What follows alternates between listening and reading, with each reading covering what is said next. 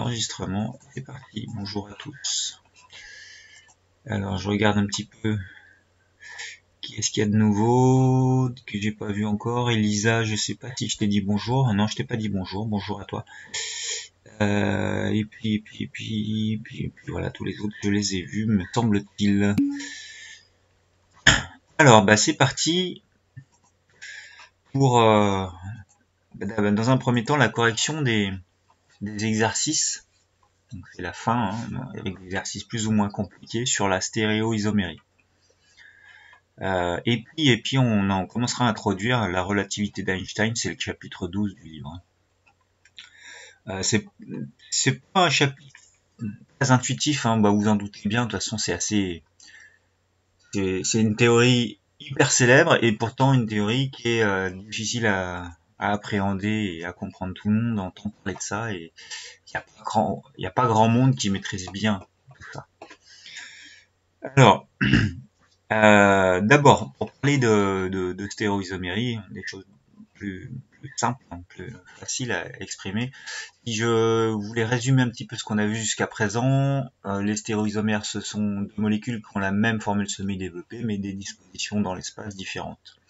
Vous avez de la conformation, si on fait une tournée autour d'une liaison simple, ou alors la configuration, si on a besoin de casser des liaisons et de brancher des atomes ailleurs, pour passer d'un stéréoisomère à un autre. Parmi ceux de configuration, vous avez deux catégories, deux sous-catégories en configuration. C'est les énantiomères, c'est-à-dire ceux qui sont images l'un de l'autre dans un miroir, mais superposables. Et puis les diastéréoisomères, vous avez ceux donc, qui sont superposables, donc il faut casser une liaison pour passer de l'un à l'autre, mais qui sont pas images dans un miroir. Parmi ceux-là, vous avez les Z et E qui sont connus avec une double liaison CC, et puis vous avez aussi ceux qui comportent deux carbones asymétriques. Donc quand on a deux carbones asymétriques, on peut avoir aussi bien une image dans un miroir qui n'est pas superposable à la molécule de départ, ou alors, quand j'intervertis que deux éléments sur les 6 qu'on voit ici, quand j'en intervertis que deux, bah, j'obtiens une molécule qui est un diastéréoisomère. Bon, alors, on va voir les exercices qui étaient à faire. Il y avait un TP qui était prévu là, qu'on fait habituellement, et on compare les propriétés chimiques et biologiques de deux énantiomères. Mais bon, c'est pas hyper compliqué comme TP. Bon, alors, on commence par l'exercice 11. Donc il y avait toute une série d'exercices, hein, pour lesquels on nous parle de l'acide, un acide alpha-aminé. Peut-être une question, j'entends lutter quelque part. Non, c'est le bonjour de Quentin. Tiens, ça faisait long pour Quentin. Bonjour Quentin, comment vas-tu? Il y a bonjour Pauline aussi, j'avais pas vu Pauline. Ça va Quentin? Bon, pas de réponse. Alors, j'ai la formule brute qui est indiquée ici. C4H7O4N. J'ai quelques contraintes dont on me parle, hein. Je sais que j'ai deux groupes carboxyles, donc CO2H, et puis un groupe amine. Et si c'est un acide alpha-aminé, ça veut dire que sur un même carbone, je vais avoir ce groupe-là, un des deux groupes carboxyles, et le groupe amine. Donc il faut que j'écrive la formule semi-développée, la formule topologique de cette molécule. J'ai 4 carbones. Donc pour commencer, hein, je mets 4 carbones, les uns à côté des autres alignés, puisque je fais la semi-développée. Hein. Et puis j'ai un alpha-aminé, c'est-à-dire que non, alors là j'ai fait une erreur, pardon. Et je vais effacer celui-là. Le quatrième carbone constituera un carbone qui porte O2H. Voilà, là j'ai CO2H sur ce carbone-là, donc j'ai bien carbone au total, et sur ce même carbone j'ai NH2. Donc là c'est l'alpha-aminé. Par ailleurs, on me dit qu'il y a deux fois CO2H, donc l'autre CO2H il va être de ce côté, que je peux mettre dans l'autre sens, comme ça CO2H. J'ai bien un carbone ici, j'ai plus qu'à saturer avec des H. En semi-développé, j'ai 2 H ici, et 2 A, et un seul ici. Voilà la molécule. Et en topologie, je vais le faire au propre après ça, vous inquiétez pas. Ben, je vais me faire mes 4 carbones, donc une ligne brisée avec 3 brisures et extrémités. 1, 2, 3, 4. C'est moche, hein, mais ça va être plus propre tout à l'heure. Donc là, j'ai bien 4 carbones. Sur ce dernier carbone, bah, j'ai ce dernier carbone là, c'est celui qui porte O2H. Donc je vais avoir O et OH sur celui-là. Et ici, je vais avoir NH2. Et puis pour le reste, ici, je vais avoir, comme pour l'autre, O et OH. Alors je sais, c'est moche comme tout, mais ne vous inquiétez pas, ça va être beaucoup plus joli ici. Donc la semi-développée et la topologique. Bon, dans la question B, on nous demandait identifier le carbone asymétrique, puis représenter les deux stéréoisomères de configuration avec CRAM. Alors, le carbone asymétrique, il est où? Ici, j'ai trois groupes d'atomes qui sont connectés à ce carbone, donc ça peut pas être celui-là. Il faut nécessairement 4 liaisons simples autour de lui. Lui, il a 4 liaisons simples, mais il a 2 fois de l'hydrogène, donc ça peut pas être celui-là. Celui-là, comme le premier, il a que 3 groupes autour de lui, ça peut pas être celui-là, c'est nécessairement celui-là qui est asymétrique. On peut le vérifier puisqu'il y a un H, un NH2, un CO2H et puis tout un gros groupe de l'autre côté. Donc il a 4 constituants différents autour de lui. Donc c'est celui-là qui est asymétrique ici. Donc maintenant, il faut que je le représente en grammes. Alors en grammes, je peux imaginer que toute cette chaîne là que je vais mettre en rouge ici, toute cette chaîne carbonée peut être contenue dans le plan. Parce que 3 groupes de liaisons comme ça, c'est dans un plan. Donc tout ce que j'ai représenté en rouge, je peux le mettre dans le plan. Après NH2, je peux choisir de le mettre soit devant, soit derrière. Ici, j'ai choisi de le mettre devant. Je dois représenter son énantiomère, c'est-à-dire son image dans un miroir. Comme il n'y a qu'un seul carbone asymétrique, je fais une image dans un miroir et j'obtiens cette molécule ici. Si je la tourne de 180 degrés, je peux vérifier qu'elle est pas superposable au premier. Donc si je choisis de tourner par rapport à cet axe-là, pour essayer de superposer cette molécule à la première, quand je tourne de 180 degrés comme ça, je me retrouve avec la molécule où NH2 qui était devant, il va passer derrière, donc ça sera pas superposable à cette molécule. Donc ces deux molécules sont énantiomères l'une de l'autre. Ce sont des stéréoisomères de configuration qui sont énantiomères, un seul carbone asymétrique. Alors ça, c'était une façon de le représenter. On aurait pu faire plus simple avec le carbone asymétrique et juste liaison autour de lui et en mettant des groupes, c'était bon aussi. Alors, j'ai vu qu'il y avait une question. Monsieur, il ne faut qu'il y ait que 3 liaisons dans le plan. Alors, ça dépend, parce que ici, en l'occurrence, comme tout ça s'est aligné, les 3 liaisons sont dans le plan, celle-là, elle peut être dans le plan, celle-là aussi, toute cette chaîne carbonée peut être dans le plan. Un autre moyen plus simple de la représenter, pour être sûr de ne pas faire d'erreur, vous partez du carbone asymétrique. Donc le carbone asymétrique, je le dessine comme ça, c'est celui qui est ici. Et puis après, je fais les 4 liaisons avec 2 qui sont dans le plan et 2 qui sont derrière. Je peux le faire comme ça, c'est plus simple. Après, regrouper. Je peux dire, par exemple, en haut, je vais imaginer que sur ce carbone asymétrique, en haut, j'ai du H, par exemple. Le H qu'on voit pas, parce qu'il y a une liaison H ici. Après, ici à droite, j'ai tout ce groupe-là que j'entoure.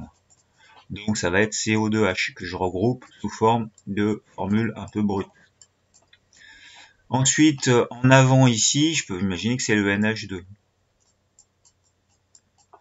Et après, en arrière ici, je vais imaginer que j'ai tout ce groupe-là. Donc je peux tourner la molécule pour qu'il fasse ça, hein, ça marche. Et dans ce cas-là, c'est C2, Alors, ça va être C2. Combien il va y avoir d'oxygène? 2 oxygènes, O2. Et combien d'hydrogène? 1, 2, 3. 3 hydrogènes. 3. Ça marche. J'y représente son image dans un miroir, ça marche aussi. On n'est pas obligé de faire ça et de savoir et de comprendre que toute cette chaîne carbonée pouvait être dans le même plan. C'est vrai que c'est pas forcément intuitif. Ça marche et ça suffit. C'est suffisant. Ça répond à ta question, Pauline. On passe au 12. Alors, est-ce que c'est un oui? Ouais, ok. On passe au 12, vous aviez des représentations en 3D un petit peu avec des couleurs. Alors, le bleu est un peu choisi parce que sur fond noir, on peut pas mettre des boules noires, mais c'est du carbone ici, pour le code de couleur. En rouge, c'est de l'oxygène, en blanc, c'est de l'hydrogène, et puis ici, c'est du chlore. De toute façon, avec le nom de la molécule qui est en dessous, on y arrive. Parmi les modèles moléculaires reproduits ci-dessous, reconnaître les espèces qui sont chirales. Déjà, une espèce chirale, du moment qu'il y a un carbone asymétrique et un seul, c'est forcément chiral. Hein. Donc si on recherche les molécules qui ont un carbone asymétrique, on a tout bon, on saura qu'elles sont chirales. Donc si je regarde la première, le carbone il est pas symétrique, parce qu'il a 3 hydrogènes. Celui-là en revanche, il est asymétrique. Donc le A est chiral. Le B, celui-là est pas symétrique ce carbone-là, celui-là il est pas symétrique, parce que j'ai 2 fois la même chose dessus. Donc le A est chiral. Maintenant le C, c'est un peu délicat parce que on voit pas les doubles liaisons, mais à l'aide de la molécule et du nom de la molécule en dessous, on peut imaginer où est-ce qu'il pourrait y avoir une double liaison. Donc ça c'est des carbones, c'est des carbones, c'est des carbones, tous des carbones en bleu ici. Et j'ai du but 2N.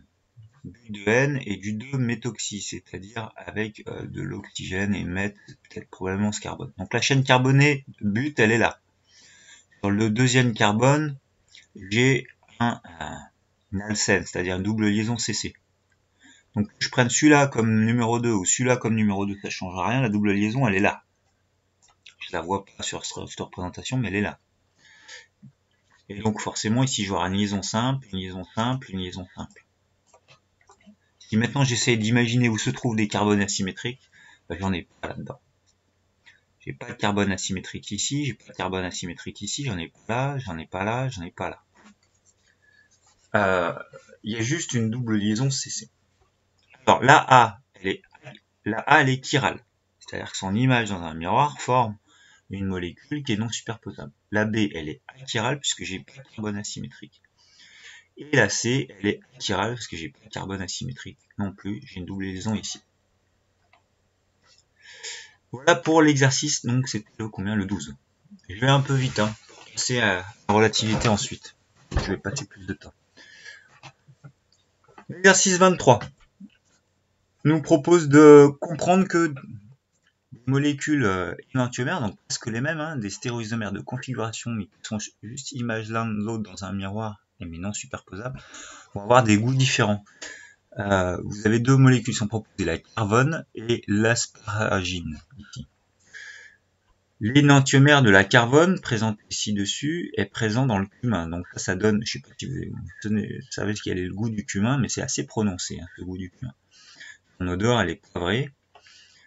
Et l'autre énantiomère, mais une odeur de menthe, qui est complètement différente de celle du cumin. Il faut représenter l'autre énantiomère qui a une odeur de menthe. Donc j'ai cette molécule-là, et je veux représenter l'énantiomère, c'est-à-dire l'image dans un miroir non superposable à celle-là. Donc c'est pas très compliqué. J'ai ma molécule ici, je place un miroir entre les deux, et je repère éventuellement le carbone asymétrique. Il est ici, mais on me l'avait même pas demandé. Hein. Je me contente de représenter l'image dans un miroir. Normalement, ça doit donner l'énantiomère, puisqu'on me le dit. Dans un miroir, je vais faire exactement la même chose, mais symétrique. Hein, et j'obtiens cette molécule. Donc je vois bien que j'ai représenté exactement l'image dans un miroir avec toujours le carbone asymétrique ici. Je pourrais vérifier que c'est non superposable à celle-là, c'est pas demandé, mais il suffirait pour ça de tourner la molécule par rapport à cet axe ici, de 180 degrés, comme ça. Quand je la tourne, l'hydrogène qui est devant ici passerait derrière, et tout ce groupe-là qui est derrière, en arrière ici, passerait devant. Donc ça ne se superposerait pas, cette molécule. Maintenant, si on essaye de faire la même chose avec l'autre molécule proposée. Donc, cette deuxième molécule qui est proposée, on nous demandait la même chose hein, pour le B. L'asparagine présente deux énantiomères, l'un a goût sucré, l'autre est insipide. Identifier l'atome de carbone asymétrique, représenter les deux énantiomères en utilisant la représentation de grammes. Donc, en fait, c'est les mêmes questions. Donc, je cherche les carbones asymétriques. Là, j'ai que trois groupes qui sont sur ce carbone, il n'est pas asymétrique celui-là. Celui-là, il a 2 fois l'hydrogène. Il a 2 H ici, donc il n'est pas asymétrique. Celui-là, il a du NH2, il va avoir un H qui va être ici en arrière, que je vois pas, hein.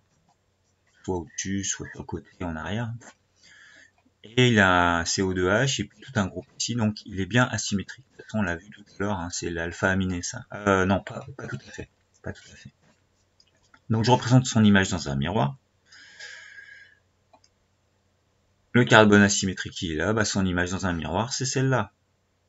Je peux tourner cette molécule pour vérifier que c'est superposable. Je le vérifierai. Hein. Si je tourne cette molécule par rapport à cet axe-là, encore une fois, de 180 degrés, bah, tout ce qui est dans le plan reste dans le plan, donc toute cette chaîne carbonée va rester dans le plan, donc tout ce qui est dans le plan va se superposer, ça va marcher, mais le NH2 qui est ici, en tournant de 180 degrés, il était devant, il va passer derrière, il va pas se superposer au NH2 ici. Est-ce que ça va?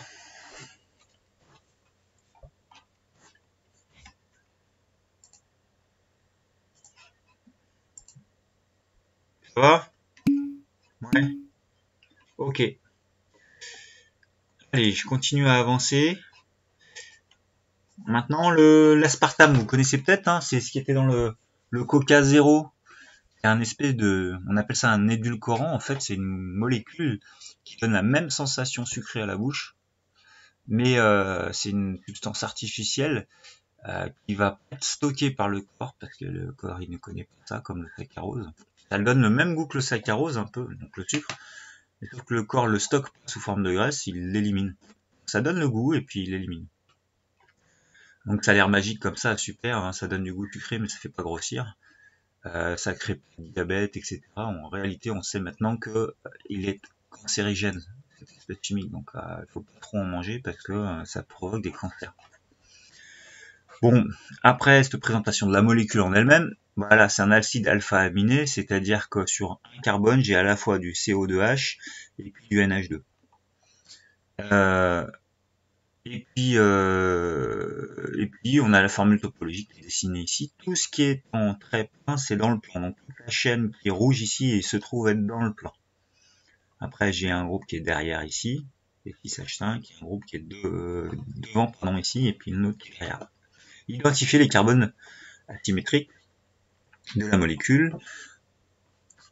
Alors, bah, on va les faire un par un. Celui-là, il a que 3 liaisons autour de lui, puisqu'il a une double liaison O et un OH, donc ça marchera pas.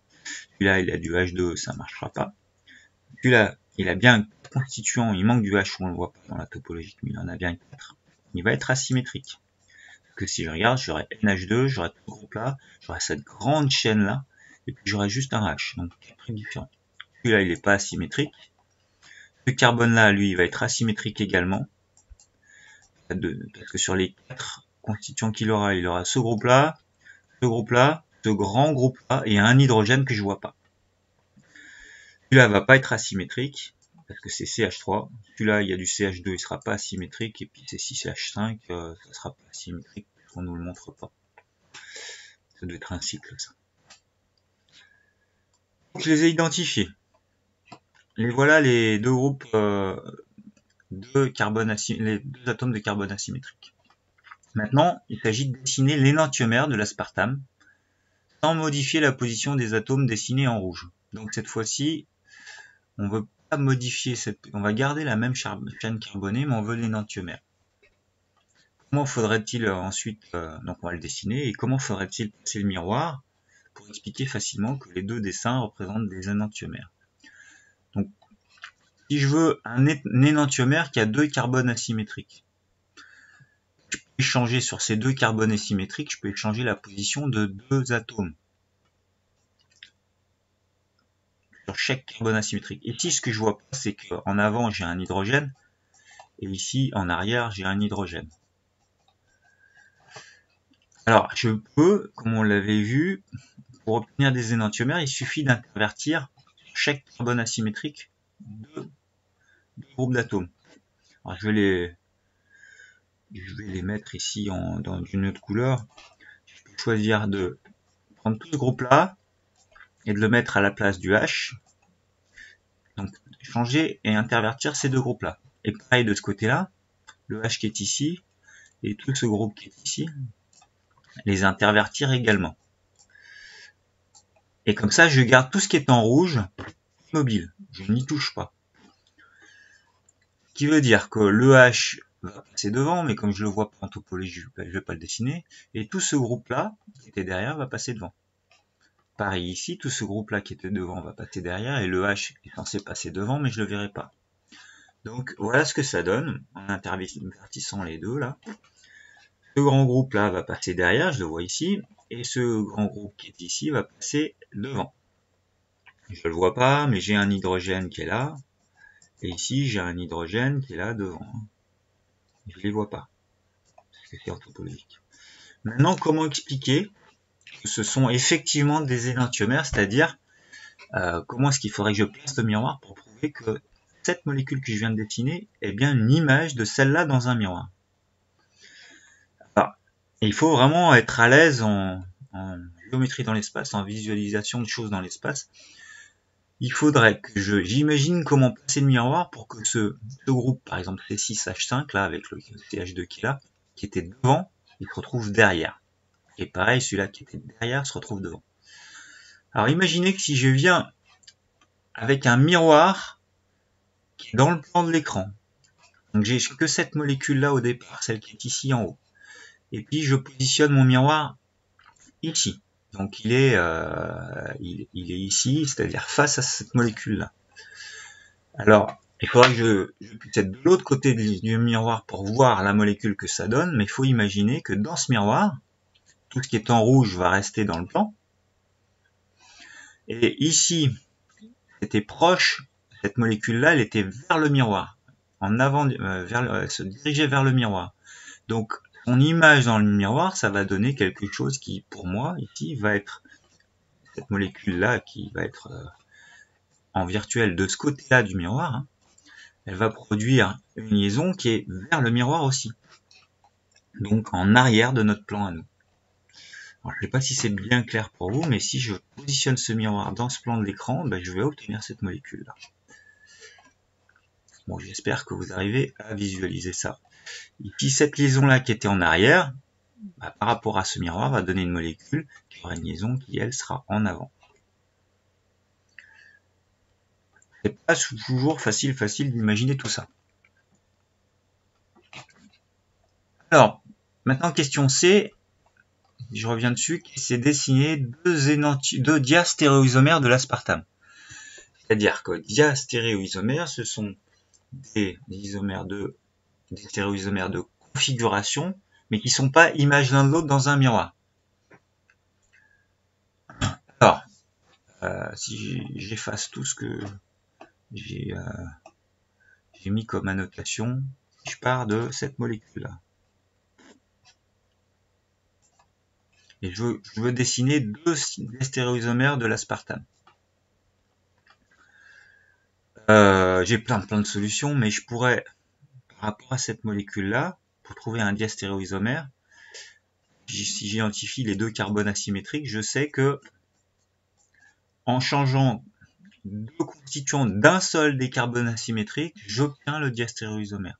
Je ne fais pas pour les deux, mais pour un seul. Par exemple, ici, je sais que j'ai un hydrogène en arrière. Ben, si j'intervertis ce groupe-là avec l'hydrogène, je les change. Par contre, je fais rien sur ce carbone asymétrique, bah, je vais obtenir un diastéréoisomère de cette molécule-là. Bah voilà, ça me donne cette molécule. Donc, et puis, si j'en veux 2 diastéréoisomères, bah, je peux dessiner celle-là où bah, j'ai interverti bah, ce groupe-là avec l'hydrogène. Donc ces deux molécules, un exemple, ou alors celle que j'ai dessinée là avec celle d'origine, ce sont des diastéréoisomères. Donc juste pour être plus clair, hein, diastéréoisomères quand j'ai 2 carbones asymétriques, je vérifie que c'est des diastéréoisomères quand je sais que le changement que j'ai fait, c'est 2 constituants d'un carbone asymétrique seulement. Donc là, j'ai interverti que le H et le C. Pardon, c'est ici que j'ai changé quelque chose. Pour passer de cette molécule à celle du dessous, j'ai changé ces deux groupes-là. Et quand je change que sur un carbone asymétrique parmi les deux, bah, j'obtiens le diastéréoisomère. Seul l'aspartame a un goût sucré. Les 3 stéréoisomères de configuration ont un goût amer. Que peut-on en déduire pour les récepteurs du goût sucré d'un être humain? Bah, les récepteurs sont, alors c'est un peu compliqué comme terme, mais stéréospécifiques, c'est-à-dire que nos capteurs de goût à nous, ils sont capables de déceler des molécules qui sont des stéréoisomères différents. Donc nos papilles gustatives, bah, c'est les capteurs de goût en fait, c'est sur la langue, hein, ils sont capables de déceler ces différences-là.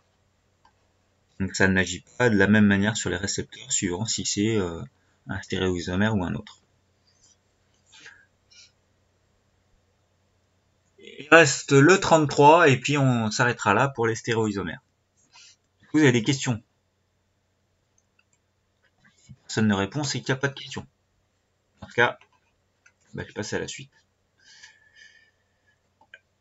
Alors, le dernier qui est un petit peu compliqué, 2 étoiles, il nous propose 4 molécules qui sont des stéréoisomères en grammes. Ce sont des glucides qui sont numérotés A, B, C et D. On nous demande dans un premier temps d'écrire la formule semi-développée de ce tétrose, de trouver les groupes et de nommer les groupes caractéristiques qui justifient le terme aldo. Alors ça, avec une petite recherche internet, on pouvait savoir. Identifier les 2 atomes de carbone asymétriques, et ensuite vérifier, il y a plein de questions. Allons-y progressivement. Donc d'abord la formule semi-développée de ce tétrose. Donc je sais que j'ai 1, 2, 3, 4 carbones dans une chaîne carbonée, donc je vais faire 4 carbones alignés. Sur le premier carbone à l'extrémité, bah, j'ai un hydroxyde. Sur le deuxième carbone, j'ai un hydroxyde. Le troisième, un hydroxyde. Et sur le quatrième, j'ai une double liaison O. Donc voilà, le premier carbone, j'ai un hydroxyde sur le deuxième, un hydroxyde sur le troisième, et une double liaison O sur le dernier. Voilà la formule semi-développée qui correspond à toutes ces molécules, A, B, C et D. Parce que ce sont des stéréoisomères, donc même formule semi-développée. Maintenant, entourer les groupes caractéristiques. Le ou les groupes caractéristiques justifient le terme aldo. Alors aldo, ça fait penser à aldéhyde. Donc c'est ce groupe caractéristique qui est le carbonyle qui va expliquer le fait qu'on appelle ça un aldo quelque chose. Donc, c'est un groupe, alors pas aldéhyde mais carbonyle, mais qui est en fin de chaîne, donc qui correspond à la fonction aldéhyde. Donc si je voulais parler d'aldéhyde, c'est la fonction aldéhyde, parce que c'est en bout de chaîne. Donc c'est pour ça que ça veut dire aldo. Donc maintenant il nous reste à déterminer quels sont les carbones asymétriques. Bah, celui-là il est pas symétrique, celui-là non plus puisqu'il a que 3 constituants sur lui. Celui-là il est asymétrique parce que j'ai du H, j'ai du OH, j'ai tout ce groupe, et de ce côté, un groupe encore différent. Et celui-là, il est asymétrique aussi. Donc voilà les deux carbones asymétriques. Donc jusqu'ici, c'est pas très compliqué. Maintenant, il faut que je vérifie que le stéréoisomère D peut être vu comme l'image dans un miroir du stéréoisomère A. Donc quand je regarde ces deux-là, là, il faut que je prouve qu'il y en a un qui est l'image de l'autre dans un miroir. Alors ça, c'est pas forcément évident. Hein. Et voilà les deux. Hein. J'ai repris le A et le D, je les ai dessinés côte à côte ici. Comment prouver qu'ils sont images l'un de l'autre dans un miroir? Déjà, il faudrait que je puisse tourner cette molécule-là pour que ce côté-là de la molécule soit face à celui-là, et de manière à vérifier que ce soit bien image l'un de l'autre dans un miroir. Donc si je tourne tout ça, toute cette molécule par rapport à un axe central comme ça, je fais une rotation de 180 degrés comme ça.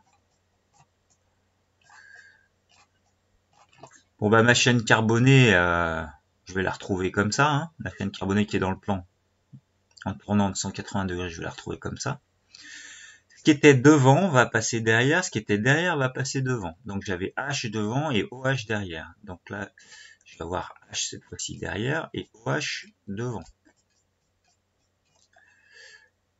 Qu'est-ce que j'avais ici? J'avais du CHO, donc je vais retrouver du CHO ici. Maintenant, ce que j'avais ici, c'était CH2OH, H devant, OH derrière. Donc là, je vais avoir H derrière, OH devant. Et ici, c'est H2OH. Donc c'est la même molécule que j'ai tournée. Maintenant, je vérifie qu'elles sont bien images l'une de l'autre dans un miroir. Bah, je vois bien que ça et ça a l'air d'être bien image l'un de l'autre dans un miroir, il n'y a pas de souci. Le H qui était derrière reste derrière, le OH qui était devant reste devant. Tout va bien, c'est bien image l'un de l'autre dans un miroir. Les deux molécules sont donc des énantiomères. Donc il faut que je place un miroir parallèle au plan de représentation. Les liaisons en avant du plan A sont à l'arrière du plan D, et réciproquement, les deux isomères sont des énantiomères. Je n'ai pas forcément besoin de faire cette phrase-là, en faisant le dessin que j'ai fait, ça suffit. Ça, c'était la première partie. J'ai bien vérifié que A et D sont des énantiomères. Maintenant, si je prends la question, je reviens dessus. Quelle est la différence entre A et B? Peuvent-ils être vus comme des images l'un de l'autre dans un miroir? Donc A et B, pour que je sache si où est la différence et puis dans quelle catégorie je les range. Donc j'ai A et B ici. Alors de la même manière, je pourrais essayer d'imaginer retourner cette molécule pour vérifier si c'est image ou pas dans un miroir. Avant ça, il faut que je vérifie qu'elles sont non superposables, c'est-à-dire que ce sont pas les mêmes molécules. Si je déplace cette molécule-là, je la translate et je la mets par-dessus celle-là, ça va superposer à ça. Ça aussi, ça va superposer. Les H, ils vont superposer. Toute la chaîne carbonée va superposer. CHO va superposer. Maintenant, si je raisonne sur ça, c'est pas superposable. Donc, elles sont non superposables. Ça signifie donc que c'est bien des stéréoisomères de configuration. Maintenant, est-ce que c'est image l'un de l'autre dans un miroir? J'efface toutes mes annotations. Si je veux savoir si c'est image l'un de l'autre dans un miroir, je vais tourner cette molécule à nouveau, comme tout à l'heure. Donc CHO va être là. Là, je vais avoir CH2OH. Pas de souci. Ensuite, OH qui était derrière et OH qui était devant et H qui était derrière, ça va me donner alors OH derrière et H devant. Maintenant, si je regarde ici, OH qui était derrière et H devant, bah, ça va faire H derrière et OH devant. Puisque quand je fais une rotation de 180 degrés, ce qui était devant passe derrière. Maintenant, si je les regarde, est-ce qu'ils sont images l'un de l'autre dans un miroir? Bah, là-haut, ça marche pas. Hein.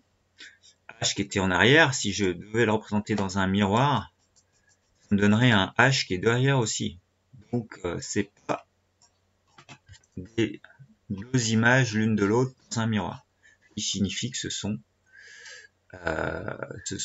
des diastéréoisomères. A et B sont des diastéréoisomères. Sont non superposables et pas images l'un de l'autre dans un miroir.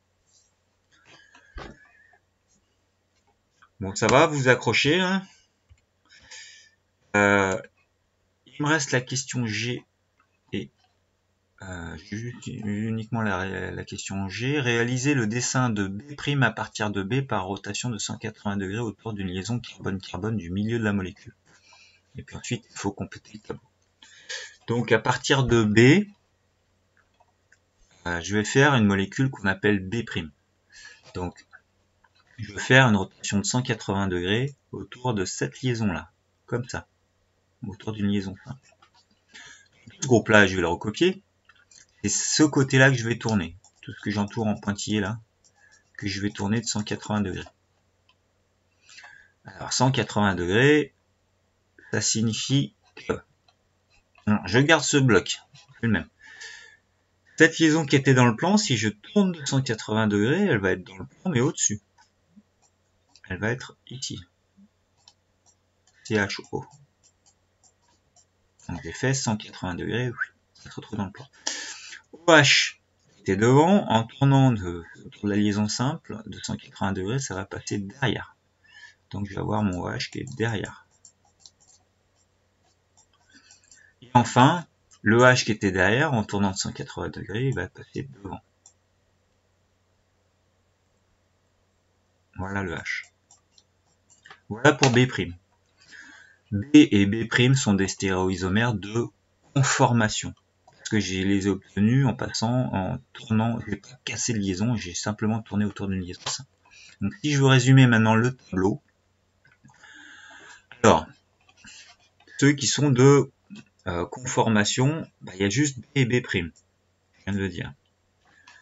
Les stéréoisomères de configuration sont A, B, C, et puis A, B, C et B' de configuration.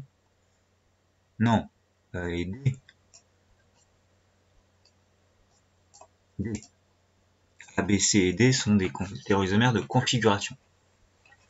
Les énantiomères maintenant. Alors on avait vu que C, que A et D, on l'avait vu dans la question petit d, hein, c'était des énantiomères.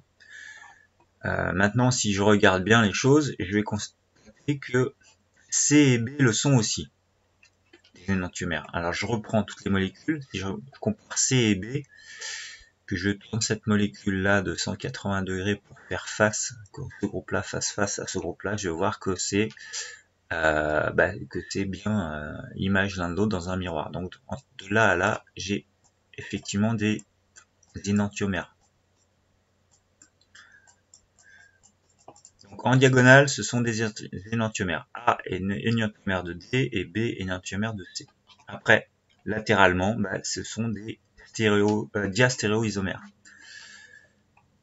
Donc les diastéréoisomères sont les autres. A par rapport à B, A par rapport à C. Mais je pourrais aussi imaginer, je vais la reprendre, donc A par rapport à B sont énantiomères, A par rapport à C, mais C par rapport à D et D par rapport à B aussi. Donc j'en ai oublié ici, hein, mais A par rapport à C. Et puis il y a aussi C par rapport à B. Voilà pour résumer ce dernier exercice un peu complexe. Ça va, je vous ai pas trop embrouillé? Avant qu'on passe à la relativité? Non, ça va, Elisa. Ok. Bon. Eh ben, c'est terminé pour le chapitre sur la stéréoisomérie. On va passer à ce chapitre un peu étrange qui parle de ce qu'on appelle la relativité restreinte. Alors, on va aller doucement, hein, parce qu'on peut pas aller trop vite sur ce genre de chapitre-là, sinon je perds tout le monde. Vous avez sans doute entendu parler de ça. Hein. il fallait chercher l'activité 1 pour aujourd'hui. Donc c'est le chapitre 12 du livre. Alors, il faut savoir, je vais pas tout relire dans le document, hein, mais il faut savoir qu'à travers l'histoire des sciences, il y avait un petit peu deux sciences parallèles. La science de la matière, donc celle qui étudiait tout ce qui est objet, donc principalement Galilée et Newton qui travaillaient là-dessus, donc sur les objets qui bougent, leur vitesse, etc., etc. Donc, et puis parallèlement à ça, il y avait la science des ondes, et notamment des ondes électromagnétiques. Donc, ce sont deux théories qui se sont développées un petit peu indépendamment l'une de l'autre. On considérait que les ondes, c'était pas un déplacement de matière, que une onde électromagnétique, ce qu'on appelle le photon, n'a pas de masse, donc ça peut pas être considéré comme de la matière qui se déplace. Donc Galilée et Maxwell étaient deux physiciens qui ont vécu à 3 siècles d'intervalle. Ils ont posé les bases de deux branches de la physique différentes, la mécanique classique, donc les objets qui bougent, et l'électromagnétisme, donc c'est la physique de l'étude de la lumière. Donc vous allez voir comment les confrontations de ces deux théories ont conduit les physiciens du XXe siècle, donc il y a 100 ans à peine, à rénover leurs théories et modèles. Donc la mécanique de Galilée, c'est le principe de relativité galiléenne. La vitesse d'un système ne peut être définie que relativement à un référentiel. Donc je peux parler d'une vitesse, pour moi, me concernant, ou d'une voiture, que si je dis par rapport à un référentiel donné. Ma voiture, elle circule par rapport à la Terre. Ou par rapport à, je sais pas moi, si je suis sur quelque chose qui bouge, si je avance sur un tapis roulant, ma vitesse, je peux la définir par rapport au tapis roulant ou par rapport à la Terre. Il n'existe pas de référentiel absolu. C'est-à-dire qu'il n'y a pas nulle part dans l'univers un référentiel qui serait la référence pour tout le monde, et on définira une vitesse par rapport à ce référentiel-là. En fait, tout bouge, tous les objets bougent les uns par rapport aux autres. Les lois de la physique sont les mêmes dans tous les référentiels galiléens. Une expérience de mécanique est conduite et étudiée dans un référentiel galiléen, son résultat ne dépend pas de la vitesse de ce référentiel. C'est-à-dire que quand je lâche ma balle de tennis sur mon bureau alors que je suis immobile dans mon bureau, si je suis dans un train qui est un référentiel qui avance à vitesse constante, donc un référentiel galiléen, et que je fais la même expérience, je lâche ma balle de tennis sur ma petite tablette, mon bureau, ce qui se passe, ça sera la même chose. L'électromagnétisme de Maxwell dit que la lumière est une onde électromagnétique, et la théorie des ondes électromagnétiques de Maxwell permet de prévoir théoriquement que la célérité, c'est-à-dire la vitesse de l'onde, indépendamment est toujours la même. On peut prévoir la vitesse de l'onde et c'est indépendant du référentiel d'étude. Cette théorie induit donc que, quel que soit le référentiel d'étude et quelle que soit sa vitesse de la source, la vitesse de la lumière est toujours la même. Et ça, c'est essentiel.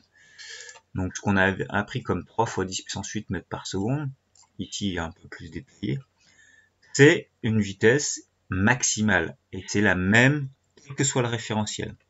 Donc, la lumière, je la regarde depuis la Terre, depuis un train, depuis n'importe quel référentiel, je la vois circuler à la même vitesse. Ça, c'est essentiel de comprendre ça. Alors, la première partie, à la fin du 19e siècle, deux théories se contredisent. Nous allons voir dans cette partie pourquoi l'électromagnétisme de Maxwell est incompatible avec la relativité galiléenne. Alors, d'abord, tout simplement, on considère un TGV qui avance à 300 km/h, c'est-à-dire 83 mètres par seconde, par rapport au sol. Le passager est assis sur un siège. Est-ce qu'on peut affirmer que le passager est immobile? Que peut-on affirmer exactement? Donc ça, c'est des questions classiques qu'on introduit au collège ou en début de seconde sur la relativité du mouvement. Alors oui, on peut dire qu'il est immobile, mais si on définit le référentiel par rapport auquel on considère le mouvement. Donc le passager, il est immobile dans le référentiel lié au train, mais il est en mouvement à 300 km/h dans le référentiel terrestre. Donc oui et non, il est immobile ou pas immobile, ça dépend du référentiel par rapport auquel je regarde le mouvement. Ça c'est classique. Le passager, pour se rendre à la voiture-bar, marche vers l'avant du train à 5 km/h. Donc j'ai le train qui est comme ça, qui avance lui-même à 300. Et puis j'ai un personnage dedans qui a un peu soif et qui veut se diriger vers l'avant du train avec une vitesse. Il marche lui-même à une vitesse de 5 km/h comme ça. La question, c'est quelle est sa vitesse par rapport au train, quelle est sa vitesse par rapport au sol. La réponse, elle est intuitive, elle est facile. Donc, par rapport au train, je vous le fais vite, ça avance à 5 km/h, puisqu'il marche par rapport au train 5 km/h. Maintenant, par rapport au sol, les deux vitesses vont s'additionner. Non seulement le train avance à 300, mais lui-même dans le train, il avance à 5. Ça va s'additionner, il va être à 305. C'est pas compliqué. Maintenant, si le passager, il avance, mais en arrière, cette fois-ci. J'ai un deuxième passager qui recule. Lui, il revient du bar. Donc, il avance en sens inverse. Les vitesses, elles vont se soustraire. Donc, je vais avoir 300 moins 5, je vais avoir 295 km/h. Ça, c'est évident. C'est simple. Mais on va voir qu'avec la lumière, ça marche pas. Le passager précédent, toujours dans le TGV, est à nouveau assis. Il regarde dans le sens contraire au sens de la marche du TGV. Et il allume une lampe de poche pour éclairer un document placé devant lui. Donc, on reprend la situation. Il est dans le TGV, assis, il regarde dans le sens contraire. Donc, je vais reprendre mon petit dessin là. Donc, j'ai le train qui avance comme ça. Tac, tac, tac. Il est là le train. Il avance dans ce sens. Il est le personnage. Il est assis en sens inverse. Tac. Avec une lampe de poche. Il éclaire. Il allume une lampe de poche pour éclairer un document placé devant lui. Donc, il a un document qui est placé devant lui, là. Et avec une lampe de poche, je vais faire d'une autre couleur. Donc, il a une lampe de poche et il va éclairer le document, comme ça. Prévision. D'après la relativité galiléenne, si on étend le principe de relativité galiléenne à la lumière, à quelle vitesse la lumière émise par la lampe se propage-t-elle par rapport au TGV, par rapport au sol? Donc cette lumière, par rapport au TGV, elle a été mise depuis le TGV, elle avance à la vitesse c, donc à 3 fois 10 puissance 8 mètres par seconde. C'est-à-dire en détail, c'est 2, 9, 9, 7, 9, 2, 4, 5, 8 mètres par seconde. C'est par rapport au TGV. Maintenant, si je raisonne comme pour le personnage qui avançait, il va falloir soustraire, puisque la lumière, ici, elle va en sens inverse du train. Donc je vais faire cette vitesse-là, moins celle du train, et je vais obtenir, je vais retirer celle du train qui est 83,3 mètres par seconde, ça me donne une vitesse de la lumière qui est plus faible par rapport à la Terre, par rapport au Sol. Expliquer pourquoi la réponse précédente n'est pas compatible avec la théorie de l'électromagnétisme de Maxwell. Maxwell, il dit que la vitesse de la lumière, elle dépend pas du référentiel. Donc, si je la regarde dans le TGV, la lumière qui avance ou depuis le sol, ça doit être la même valeur de vitesse. Donc, ça marche plus là. Ce n'est pas le cas. Donc, la composition des vitesses calculée selon Galilée, ça ne s'applique pas à la lumière.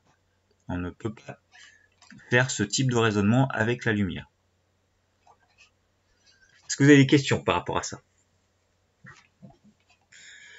Si j'avais éclairé avec ma lampe dans le sens du TGV, j'aurais arrivé à un paradoxe qui est assez compréhensible, c'est que j'aurais additionné les deux vitesses, ce qui fait que je serais arrivé à une vitesse de la lumière par rapport au sol qui est plus grande que c.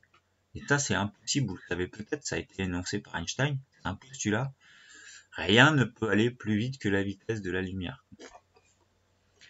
Alors, comment est-ce qu'ils ont cherché à résoudre ce problème?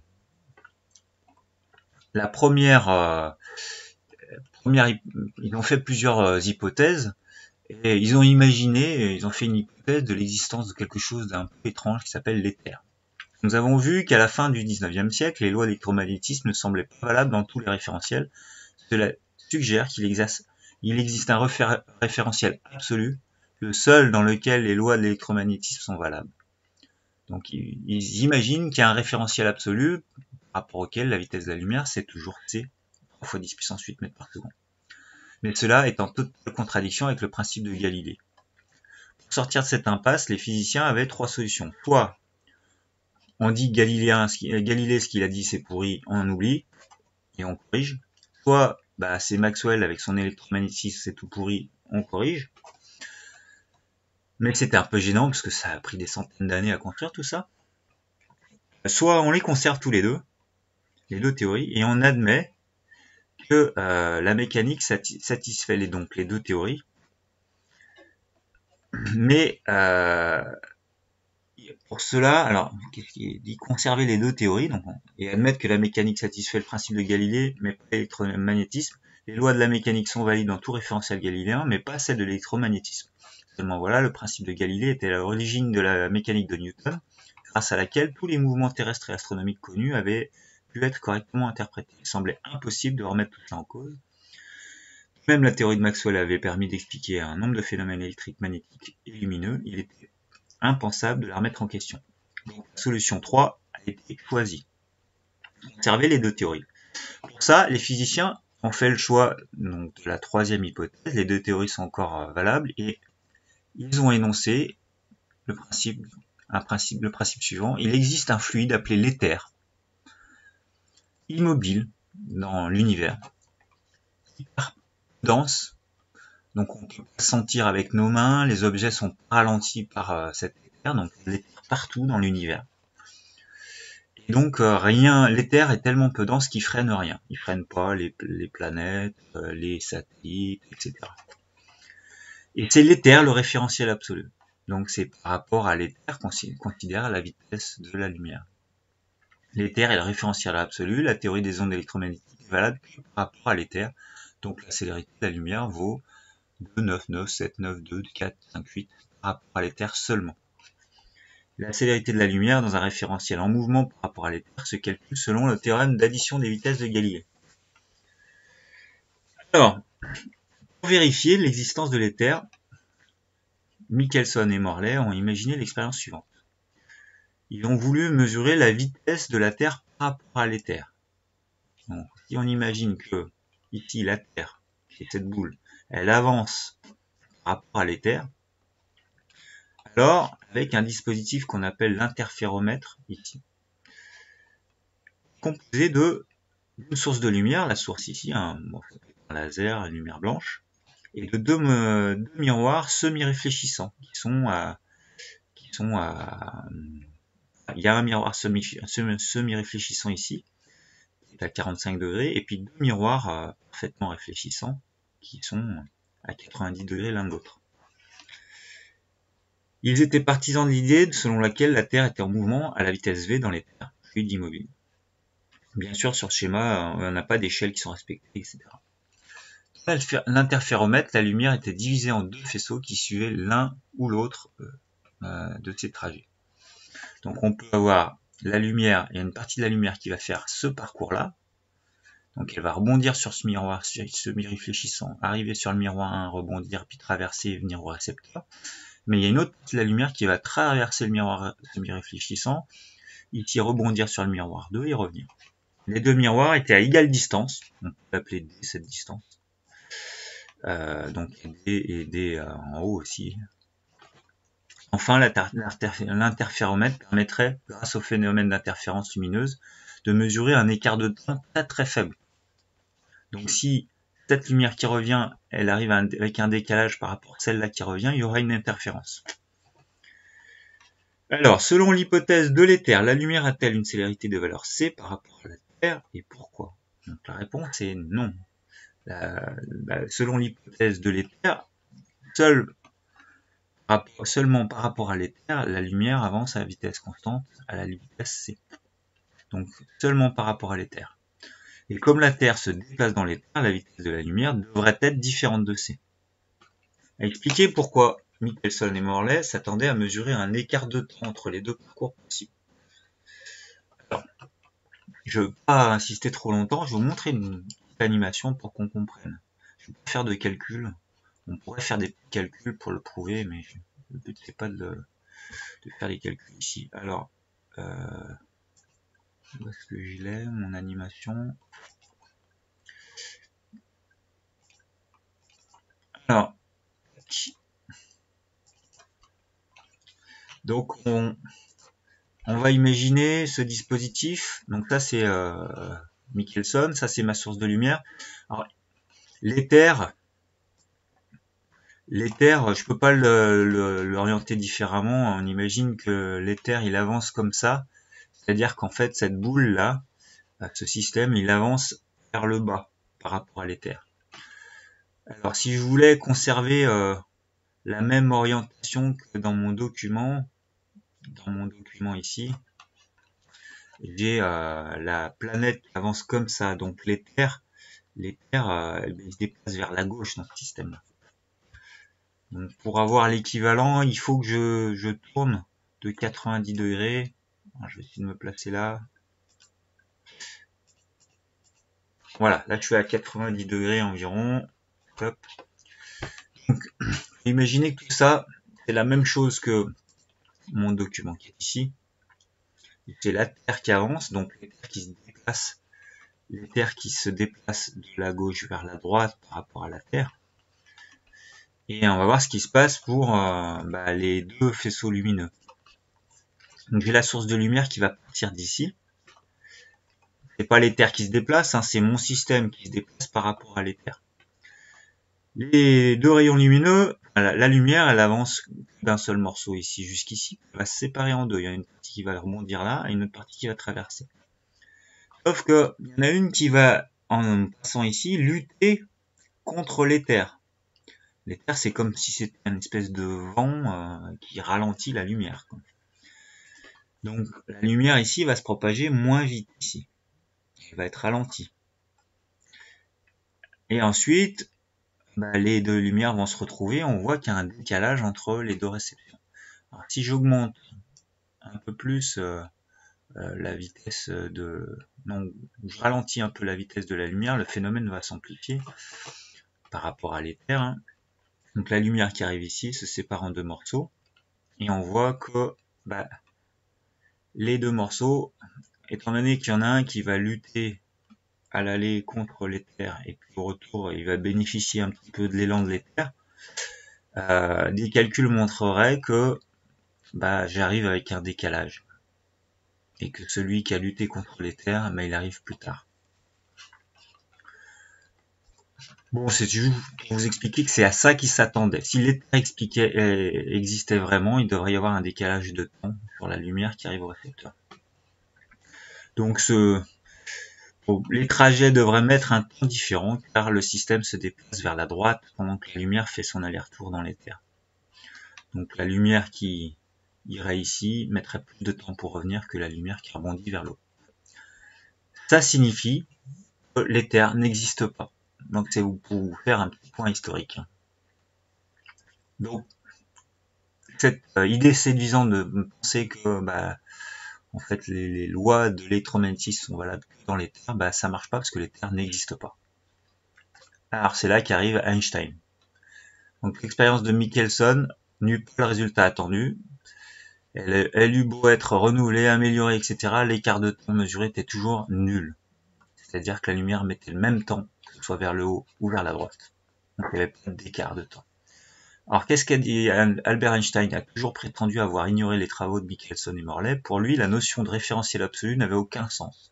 Il lui semblait incohérent que la mécanique puisse obéir à certaines lois et l'électromagnétisme à d'autres lois. C'est pour cette raison, semble-t-il, qu'il énonça en 1905 un postulat qui allait bouleverser la physique. Le postulat il est hyper simple. Le postulat d'Einstein. Les lois de la physique sont les mêmes dans tous les référentiels galiléens. Donc là, ça change pas, c'est ce qu'avait dit Galilée. La vitesse de la lumière dans le vide est indépendante du référentiel d'étude. Donc la vitesse de la lumière, c'est la même, quel que soit le référentiel. Par rapport à tout référentiel galiléen, cette vitesse, elle vaut cette valeur-là. Bon, ça c'est son postulat, de dire que la vitesse de la lumière, c'est la même pour tout le monde. que je sois en mouvement par rapport à la lumière ou pas, bah, je la vois avancer à la vitesse de la lumière. Répondre à nouveau à la question, la partie 1, question 4, en admettant cette fois que le postulat d'Einstein, c'est-à-dire qu'on a le TGV, on a la personne qui éclaire son cahier avec la lampe, et ben, la vitesse de la lumière serait toujours la même valeur par rapport au sol ou par rapport au train. Montrer que le postulat d'Einstein permet d'interpréter le résultat de l'expérience de Michelson et Morley. Bah, si je reprends l'expérience précédente, que la lumière fasse ça ou qu'elle fasse ça, elle a parcouru la même distance et comme elle va à la même vitesse, bah, ça ne va pas faire de décalage temporel entre les deux rayons lumineux. Donc dans le référentiel terrestre, celui de l'expérience, la lumière voyage aussi vite verticalement qu'horizontalement. Et expliquer pourquoi le concept d'éther n'est ainsi pertinent selon Einstein, bah, il n'existe pas de référentiel absolu, le concept d'éther n'a pas lieu d'être, il n'existe pas d'éther. Alors, on va bientôt, il est quelle heure là 11h15, bientôt s'arrêter. Le postulat d'Einstein est aujourd'hui toujours admis. Aucune expérience n'est jamais venue remettre en cause ce postulat. C'est-à-dire qu'il y a quelques années, dans des accélérateurs de particules, ils avaient cru voir des choses qui allaient plus vite que la lumière. Or, c'est une erreur de calcul. Pour le moment, rien ni personne n'a contredit ce postulat. La vitesse de la lumière, c'est une constante, c'est une limite et rien ne peut aller plus vite. Et quel que soit le référentiel dans lequel je suis, ça va toujours à cette vitesse-là. Donc les physiciens ont corrigé certaines théories admises jusqu'alors, c'est ce qu'on va voir dans la suite, c'est ce qu'il faudra savoir après. Est-ce que c'est l'électromagnétisme de Maxwell ou la mécanique de Galilée qu'il a fallu corriger? La réponse est la mécanique. Donc la mécanique de Galilée va être modifiée, c'est ce qu'on va voir dans l'activité 2 qui sera à chercher pour lundi. Alors, donc je vais pas la faire maintenant parce que là ça ferait trop dense. Donc je vais vous laisser chercher l'activité 2 pour lundi. On la corrigera lundi et puis il y aura une activité 3 aussi avec j'essaierai de faire le cours dans la foulée de lundi et il y aura des exercices à chercher pour la semaine d'après. Enfin pour le mardi, sachant que la semaine prochaine c'est l'ascension donc on n'aura pas le cours jeudi. Donc je m'arrête là pour la théorie de la relativité. Ce qu'on vient de voir, c'est pas du cours en fait, c'est pour introduire. Le postulat d'Einstein, la vitesse de la lumière, c'est la même dans tout référentiel. C'est la suite et l'activité 2 qui va être importante. Avez-vous des questions? S'il n'y a pas de questions, je vais arrêter le cours, l'enregistrement.